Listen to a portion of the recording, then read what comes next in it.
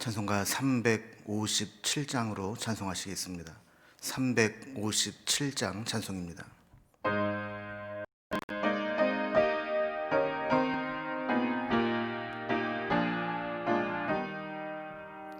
주 믿는 사람 일어나 다 힘을 합하여 이 세상 모든 마귀를 다쳐서 멸하세.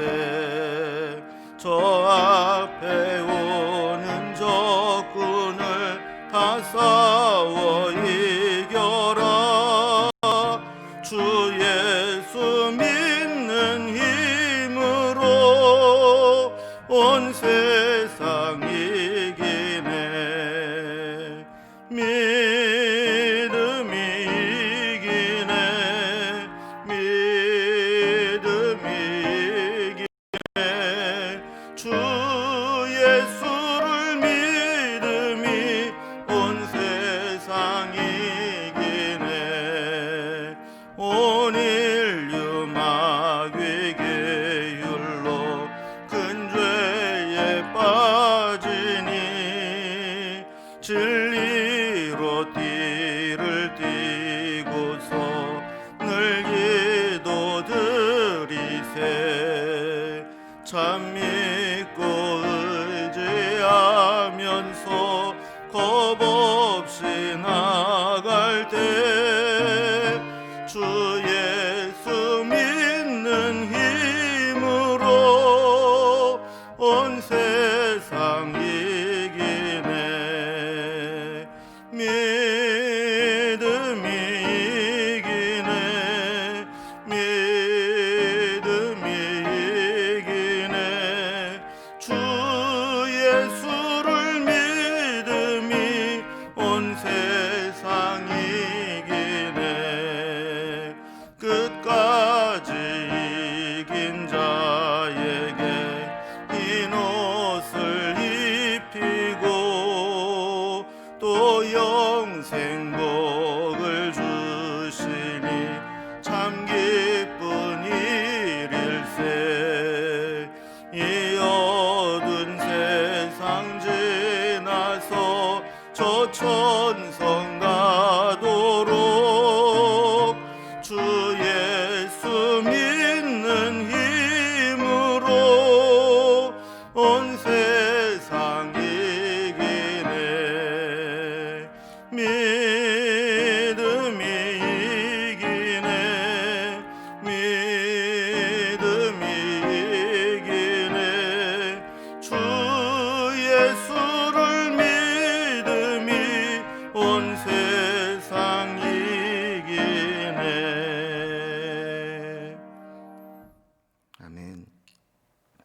오늘 시간 우리에게 주신 하나님 말씀은 신약성경 누가복음 4장 31절에서 44절까지 말씀입니다.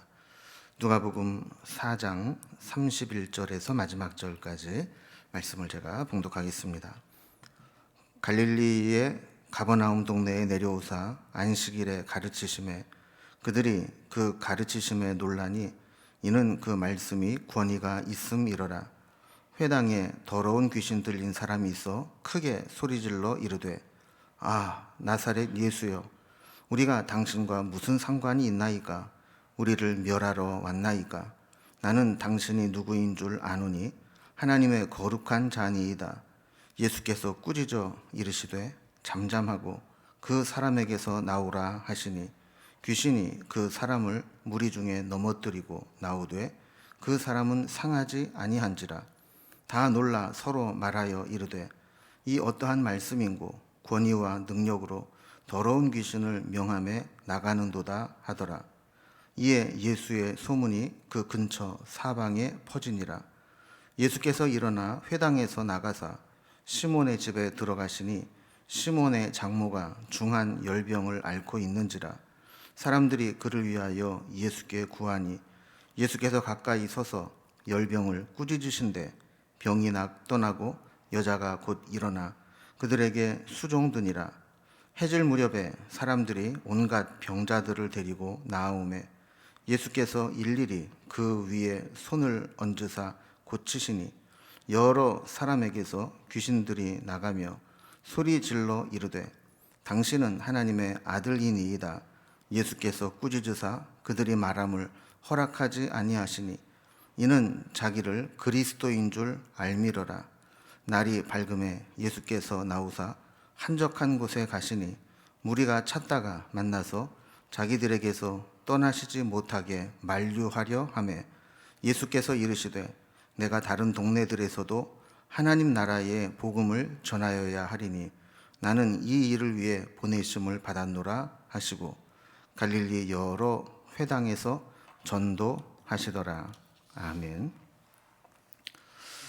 예수님의 이제 공생의 사역의 현장을 쭉 따라서 말씀을 따라 가보면 예수님이 가시는 곳은 마치 어둠이 있는 곳에 빛이 쫙 들어가면 어둠이 쫙 물러가듯이 인간을 얽매고 있었던 모든 문제들이 주님이 가시고 또 주님을 만나는 곳에서 다 해결되는 모습들을 보게 됩니다.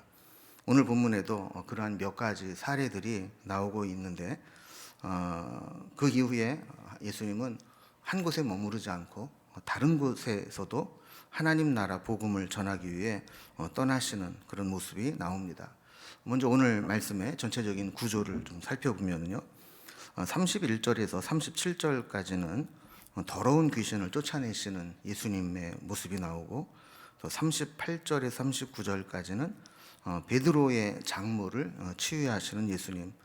이때만 해도 베드로가 아직 그 예수님의 이제 제자로 부르심 받기 전이었습니다. 그리고 40절에서 41절까지는 온갖 병자를 모여오는 병자들을 고치시는 예수님. 그리고 마지막 42절에서 44절까지는 예수님께서 가시는 곳마다 점점 하나님 나라가 확장되어져 가고 그 가버나움뿐만 아니라 다른 곳으로도 옮겨가시는 모습을 보게 됩니다. 자, 먼저 첫 번째로 더러운 귀신을 쫓아내시는 예수님에 대해서 좀 살펴봅니다. 오늘 보면 바로 앞부분에는 예수님께서 고향이었던 나사렛에서 배척을 받으시고 떠나서 갈릴리 북부 도시인 가버나움으로 오게 되는 것으로 이어지게 됩니다. 가버나움에 오셔서 예수님은 회당에서 안식일에 가르치기 시작했는데 다른 곳에서도 그랬지만 예수님의 가르치심을 듣는 자마다 그 가르치심에 놀랬다 그랬습니다. 왜냐하면 기존 랍비들이나 다른 사람들이 말씀을 가르치는 것과는 전혀 다른 어디에서도 들어보지 못했던 말씀의 권위가 있었기 때문입니다. 말씀의 권위는 뭐 소리를 지르거나 목에 힘을 주고 뭐 신비한 목소리를 낸다고 생기는 게 아니라 그 속에 복음의 핵심이 있고 하나님 나라의 능력이 나타나는 그런 말씀이 진짜 말씀이고 그 속에 권위가 있는 것이죠. 자, 그런데 이렇게 말씀을 전하는 가운데 33절에 보면 이 회당에서 큰 소동이 벌어집니다. 33절입니다. 회당에 더러운 귀신 들린 사람이 있어 크게 소리질러 이르되 그랬습니다. 자, 34절에 보면 이 더러운 귀신 들린 자가 소리 지른 내용이 나오는데 이렇게 했다는 거예요. 나사렛 예수여, 우리가 당신과 무슨 상관이 있나이까? 우리를 멸하러 왔나이까? 나는 당신이 누구인 줄 아노니 하나님의 거룩한 자니이다. 자, 이렇게 귀신이 예수님을 보면서 이렇게 이야기를 했다는 거예요. 이 귀신의 말을 들어보면 정말 귀신같이 용하게 예수님이 어떤 분인지를 알아보고 고백하는 것을 보게 됩니다. 여기 보면 이게 탄식하면서 고백하죠. 이제 큰일 났다. 이제 우리가 할 수 없이 쫓겨나야 되겠다. 이거를 아는 것이죠. 자, 예수님의 오심으로 자신들은 멸망할 수밖에 없고 또 예수님이 하나님의 거룩하신 자라는 것도 알고 있습니다. 당시 누구도 알지 못했던 예수님에 대한 고백을 이 귀신들의 입을 통해서 하게 한 겁니다. 자, 그런데 35절에 보면 예수님께서 그 귀신을 꾸짖으시는 장면이 나오게 됩니다. 이렇게 올바른 신앙 고백을 했는데 왜 예수님은 꾸짖으셨을까요? 예수님의 관심은 그들의 고백이 얼마나 탁월하고 온전한 고백이냐가 아니라 그 고백을 통해서 예수님께 순종하고 복종할 수 있느냐, 여기에 예수님 관심이 있었던 거죠. 그런데 귀신들은 정말 귀신같이 탁월한 고백으로 하나님에 대한 지식은 있었지만 순종하지 않았기 때문에 그들을 꾸짖으신 겁니다. 자, 그러면서 35절에 보면 잠잠하고 그 사람에게서 나오라 하시니 귀신이 그 사람을 무리 중에 넘어뜨리고 나오되 그 사람은 상하지 아니한지라 그랬습니다. 예수님의 책망과 명령으로 그 사람을 숙주 삼아서 기생하고 있었던 이 귀신이 떠나가게 되고 떠나가면서 그 사람을 넘어뜨렸는데 상하지 못하게 하셔서 상함이 없이 회복이 되었다 하는 겁니다. 여러분, 이러한 장면을 현장에서 지켜보면 또 얼마나 놀랐을까요? 36절에도 보면 이 광경을 지켜본 사람들이 다 놀랐다 그럽니다. 그리고 그 말씀의 권위와 능력으로 귀신이 떠나가는 것을 보고 소문이 근처 사방에까지 다 퍼지게 되었다라고 기록하고 있습니다. 귀신이 쫓겨져 나가는 것은 사탄의 권세가 무너지고 하나님의 나라가 확장되는 것을 의미합니다. 자, 이렇게 예수님께서 말씀을 선포하고 또 예수님의 모습을 통해서 사역을 통해서 하나님 나라가 확장되어져 나갈 때 누군가에게는 억누르고 있었던, 사로잡고 있었던 이 사탄의 권세가 떠나가게 되는 역사가 나타나게 된 것이죠. 자, 그리고 두 번째 이어서 나타나는 사건은 베드로의 장모를 치유하시는 사건입니다. 예수님은 가버나움 회당에서 이 일을 하고 난 다음에 나가셔서 시몬의 집에 들어가셨다 그랬습니다. 성지순례를 다녀오신 분은 기억나시겠지만 이 가버나움에 가면 가버나움도 회당이 있고 회당 바로 옆에 베드로 장모의 집터로 알려진 곳에 큰 건물을 지어놓은 것을 보게 됩니다. 그러니까 이 회당과 베드로의 장모의 집은 아주 거리적으로도 거의 붙어 있다시피 할 정도로 가깝게 있기도 하지만 회당에서 나온 예수님이 그 집에 들어간 것은 베드로의 장모가 중한 열병으로 고통당하고 있었기 때문에 사람들이 그 능력의 예수님을 보고 그 집으로 청해서 좀 고쳐주시기를 요청했던 것 같습니다. 39절에 보면 예수께서 가까이 서서 열병을 꾸짖으신데 병이 떠나고 여자가 곧 일어나 그들에게 수종드니라 그랬습니다. 당시에는 사람들이 막 열이 막 어느 정도 이상 올라가게 되면 혼수 상태에 빠지게 되고 때로는 막 헛소리도 하기 때문에 이 열병에 든 사람들을 이제 귀신 들렸다고 생각을 했습니다. 예수님도 당시 그 사람들의 인식을 따라서 이 열병을 그냥 열을 낫게 해주시는 것으로 끝나지 않고 열병을 마치 꾸짖으시듯이 질병을 의인화해서 열병을 꾸짖어서 고쳐주신 겁니다. 놀랍게도 예수님께서 열병을 꾸짖으실 때 열병이 떠나가고 베드로의 장모가 곧 일어나 수종들었더라 그래요. 회복이 얼마나 빨리 신속하게 임했는지 열병으로 사경을 헤매던 여인이 예수님의 말씀으로 열병이 떠나가고 일어나서 수종들게 되었다 하는 겁니다. 우리가 앞부분에 살펴본 이 귀신의 속박으로부터 해방되는 사건이 있었다면 이 베드로의 장모의 사건은 질병으로부터 회복되는 그런 장면이 나타나게 되죠. 이렇게 예수님이 가시는 곳에는 하나님의 나라가 확장되어져 나가는 것이 눈으로 보여지게 되었습니다.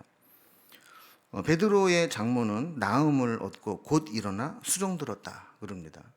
이 베드로 장모의 모습을 보면서 우리는 은혜 받은 자가 마땅히 어떻게 행해야 되는가 하는 것을 알게 되죠. 베드로의 장모는 병의 고침을 받고 은혜를 입자마자 곧바로 예수님께 수종들면서 어떻게 했는지 구체적으로 나와 있지는 않지만 아마 뭐 접대를 했다거나 그분을 잘 따랐다거나 뭐 그랬겠죠. 어쨌든 우리도 은혜를 입었다면 은혜 입은 자답게 거기 합당한 헌신이 있어야 될 것입니다. 세 번째 사건은 온갖 병자를 다 고치시는 예수님에 대한 기사입니다.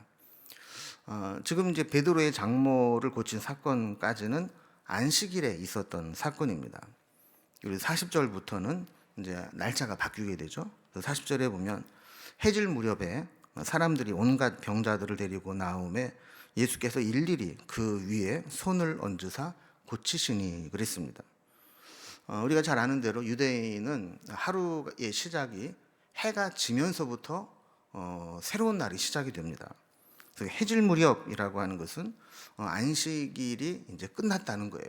그리고 안식일이 끝나고 안식일 다음 날 이제 새로운 날이 이제 시작되었다는 건데, 해질 무렵에 사람들이 온갖 병자를 데리고 나왔다는 것은 안식일에는 병을 고치는 것, 또 예수님에게 나오느라고 거리를 이동한 것, 이런 것 자체가 다 안식일을 범하는 일이 되기 때문에 안식일이 끝날 때까지 기다리고 있다가 해가 지면서 안식일이 끝나게 되자 우르르 사람들이 예수님에게 병자들을 데리고 몰려 나왔다는 겁니다. 아까 37절에 보면 이에 예수의 소문이 그 근처 사방에 퍼지니라, 이런 말씀이 있습니다.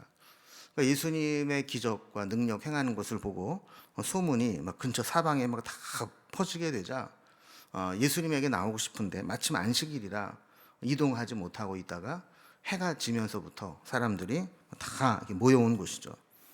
예수님은 모여온 사람들에게 일일이 다 안수하시며 고치시는데 그때마다 능력이 나타납니다. 병자들이 낫고 귀신들이 나가고 막 소리 지릅니다. 근데 보면 이제 이쪽 가버나움 쪽의 귀신들의 공통점이 신앙 고백을 잘하는 것 같아요. 그래서 여기에서도 이 귀신이 나가면서 뭐라고 소리 지르고 고백하고 나가냐면 당신은 하나님의 아들이니이다, 이렇게 고백을 하고 나갔다는 겁니다. 예수님은 아까와 마찬가지로 이렇게 떠나가면서 고백한 이 귀신들을 칭찬한 게 아니라 오히려 꾸짖으시고 말함을 허락하지 않으셨다 그럽니다. 왜 그러냐면 이 귀신들이 자꾸 예수님에 대해서 뭐 하나님의 아들이다, 그리스도다, 뭐 이렇게 이야기를 하면 사람들이 오해할 수 있다는 거예요. 그래서 뒤에도 보면 저들은 저들이 기대하는 그리스도로 알고 혹시 민족 해방자로 여길까봐 그래서 하나님의 아들이니 그리스도니 하는 말들을 하지 못하게 막으셨다라는 겁니다. 자, 그 다음에 이제 이 일이 있은 후에 또 사건들이 이어집니다. 42절 이하에 보면 하나님의 나라가 어떻게 확장되어져 나가는가를 보는데요. 얼마나 많은 사람들이 모여왔는지 그 모여온 사람들을 일일이 안수하시고 고치시고 귀신을 내쫓으시고 하는 가운데 날이 밝아왔습니다. 42절에 보면 날이 밝음에 예수께서 나오사 한적한 곳에 가시니 무리가 찾다가 만나서 자기들에게서 떠나시지 못하게 만류하려 하매 그랬습니다. 자, 이 날이 밝았어요. 이제 예수님께서 갑자기 한적한 곳으로 떠나셨습니다. 예수님은 성경 곳곳에 나와 있는 것처럼 바쁜 사역 가운데서도 늘 하나님과 교제하시면서 예수님의 사역을 점검하고 예수님을 보내신 하나님의 뜻이 무엇인가를 헤아리는 시간을 가졌습니다. 이날도 마찬가지로 바쁘고 막 분주하게 밤이 새도록 환자들을 고치신 후에 날이 밝아오자마자 예수님은 한적한 곳으로 가신 것이죠. 갑자기 이 자리를 떠나신 예수님을 보면서 무리들이 당황하고 예수님이 어디에 계신가 막 찾으러 다니게 난리가 났습니다. 자, 그러다가 무리가 예수님을 만나게 되는데 예수님을 만나자마자 제일 먼저 한 일이 뭐냐 하면 자기들에게서 떠나지 못하게 만류했다라는 거예요. 자, 그러니까 예수님을 가버나움 동네에 아주 정착을 시키고 다른 데 가시지 않고 그냥 그 가버나움의 주치의사처럼 그렇게 그 동네에 머물러 있도록 만류한 거라는 것이죠. 여러분, 이거를 보면 우리의 신앙도 얼마나 이기적이고 또 자기밖에 모르는가 하는 것을 알게 되죠. 그러니까 그들은 자신들의 유익을 위해서 예수님의 활동을 묶어두고 오직 자기네들의 전유물로 자기네 마을에만 있도록 그렇게 했던 아주 이기적이고 무리한 일들이었습니다. 예수님은 당연히 그들의 요청을 거절하셨습니다. 43절에 보면 내가 다른 동네에서도 하나님의 나라 복음을 전하여야 하리니 나는 이 일을 위하여 보내심을 받았노라 그랬습니다. 예수님은 한적한 곳에 가셔서 하나님과 교제하시면서 늘 자신을 보내신 하나님의 뜻을 점검하고 확인하셨던 겁니다. 그래서 예수님은 그곳에 머물러서 편안하게 그 마을 사람들의 대접을 받으면서 안락하게 사는 것을 원치 않으시고 하나님이 보내신 곳, 다른 곳에서도 하나님이 하나님 나라의 복음을 전하기를 원하신다면 기꺼이 그 자리를 떠나서 복음을 전할 수 있는 곳으로 떠나는 것, 이게 예수님의 모습이었습니다. 여러분, 우리도 주님을 따른다라고 하는 것은 우리의 삶의 자리를 늘 점검해 보는 것입니다. 나는 무엇을 위해 사는가? 나는 무엇에 의해 움직이는가? 그래서 어떤 사람들이 여기서 있어달라고 하는 그런 요청이 아니라 나를 보내신 하나님이 내가 어디에서 무엇을 하기를 원하시는가? 이것을 보고 늘 점검해야 된다라는 겁니다. 사람들은 누구나 다 익숙하고 편안하고 안락한 곳에 있기를 좋아합니다. 그러나 주님의 제자는 내가 편안하고 대접받는 자리가 아니라 내가 일할 수 있는 곳, 하나님의 사명을 감당할 수 있는 곳, 그런 곳을 찾아서 가는 게 진짜 제자의 삶이라는 겁니다. 여러분, 우리도 늘 우리를 통해서 하나님 나라가 어떻게 확장되어져 나갈지 그 사명을 생각하면서 살아야 되고, 또 주님과 교제하는 시간을 통해서 내 생각과 삶의 목적과 내 살아가는 방향들을 튜닝하고 조율해서 하나님의 뜻이 나를 통해 이루어지도록 하는 것, 이것이 제자의 삶이요 성도의 삶이라는 겁니다. 오늘 본문을 통해서 예수님께서 이렇게 가시는 곳마다 하나님 나라가 확장되어져 나갔듯이 우리도 예수의 이름으로 살아가고 예수의 이름으로 나아갈 때 우리의 삶의 자리에서 하나님의 뜻이 이루어지고 하나님의 나라가 확장되어지는 그 은혜가 있기를 주님의 이름으로 기원합니다. 기도하겠습니다. 하나님 아버지, 저희들 주님의 제자로 살기로 다짐하고 주님의 뜻을 위해서 살아간다고 하지만 우리가 가는 곳에 정말 하나님의 뜻이 이루어지고 하나님 나라가 확장되어지는지 돌아보기를 원합니다. 또 사람들이 원하는 곳, 또 내가 편안한 곳이 아니라 하나님이 보내시는 곳, 일할 수 있는 곳인가, 그것을 늘 찾기를 원합니다. 우리에게 오늘도 선한 길로 인도하시고 동행하시고 우리의 삶의 목적을 다시 분명히 하며 살아갈 수 있도록 인도해 주셔서 나를 통해 하나님 나라가 확장되어져 나가는 귀한 은혜를 이루며 살아가는 저희들이 되게 하여 주옵소서. 오늘도 우리의 삶 가운데 주인 되신 주님을 바라보고 따라가며 살아가기를 원하오니 우리를 선한 길로 이끌어 주시고 또한 주님을 따르기에 부족함이 없도록 우리의 모든 먹고 마시고 살아가는 필요한 모든 것들 하나님이 지키시고 책임지시고 건강도 지켜주시고 하늘의 은혜와 위로를 베풀어 주옵소서. 오늘 하루도 온전히 주님께 부탁드리며 예수님의 이름으로 기도드리옵나이다. 아멘. 각자의 기도의 제목들로 자유롭게 기도하시겠습니다.